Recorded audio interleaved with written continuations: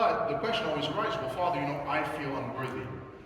How do I properly prepare? How can anybody properly prepare? I'm a sinner, I make mistakes, and I don't feel that I can receive Holy Communion on a regular basis because I feel that I have not properly prepared, that I'm not worthy of this. So this issue of worthiness keeps popping up. And a lot of people were asking me over the Christmas break, what makes one worthy? How is one person worthy to receive Holy Communion, and how is another person unworthy to receive Holy Communion?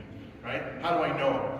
How often? All these kind of questions. We'll kind of visualize Holy Communion as the example of somebody visiting your home. Now, all of us, when we've grown up in our households, when somebody was visiting our home, what would we do? Like my mother, I know, when I was a kid, she said, we have guests coming tonight. What did she make us do? Clean. We gotta clean. We gotta make sure the house looks good. You don't want people to come to your home and it's messy, because what are they gonna think about us, right? They're gonna think we're slobs. They're gonna think we don't know how to live properly. And so usually people, when they have a guest coming, especially a very important guest, somebody we respect, we want to be proper hosts. And so we clean, we dust, we vacuum, we put things in place.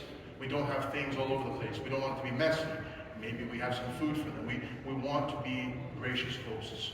So keeping that in mind, if we think about our bodies as what? The Apostle Paul says, the temple of the Holy Spirit, right? It's a temple, it's a building, it's a home for Christ to come and to dwell within us, right?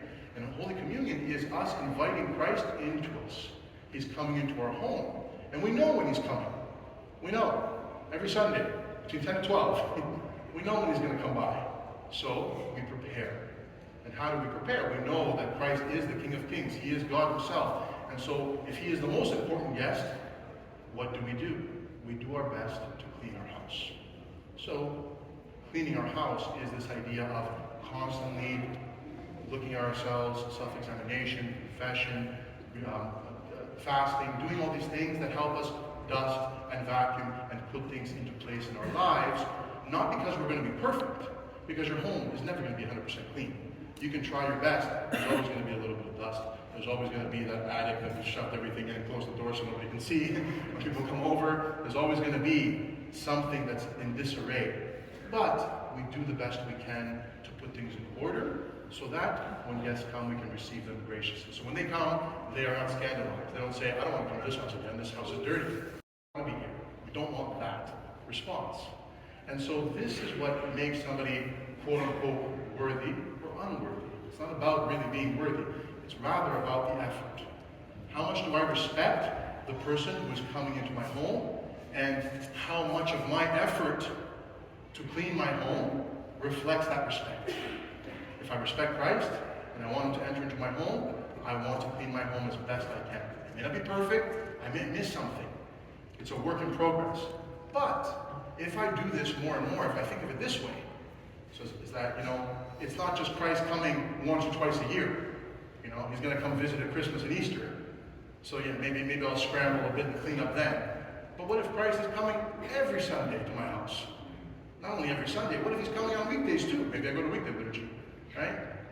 What if Christ is coming every day, right? And what if I was kind of forced to, because if he's coming, what if I'm forced to clean my house every day? How clean would my home be? Would be clean all the time? How amazing of a person would I be?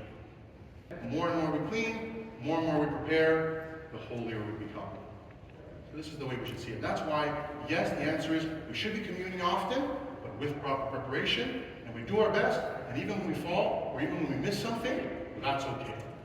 That's the grace of God that comes in and covers those things. Christ, when he comes into a home, maybe the people forgot to clean something. He turns his eyes from that area, and he focuses on the effort. He focuses on the good. He doesn't nitpick what you missed. He's not going to go open your closet and all the stuff's going to fall out. He's going to respect the effort. But if there's an effort there, this is what puts us in the grace of God. This is what puts us in this quote-unquote, worthy state to receive a Holy Communion. And I think this is a more healthy way to look at it, instead of this idea of being punished. I'm ready, I'm not ready. I'm perfect, I'm not perfect. This is not the way the Fathers speak. This is not the way the saints show us how to live our lives. And this is definitely not the way Christ approached sinners during his earthly life. And so again, let's clean the house a little bit. The church gives us ways to do it.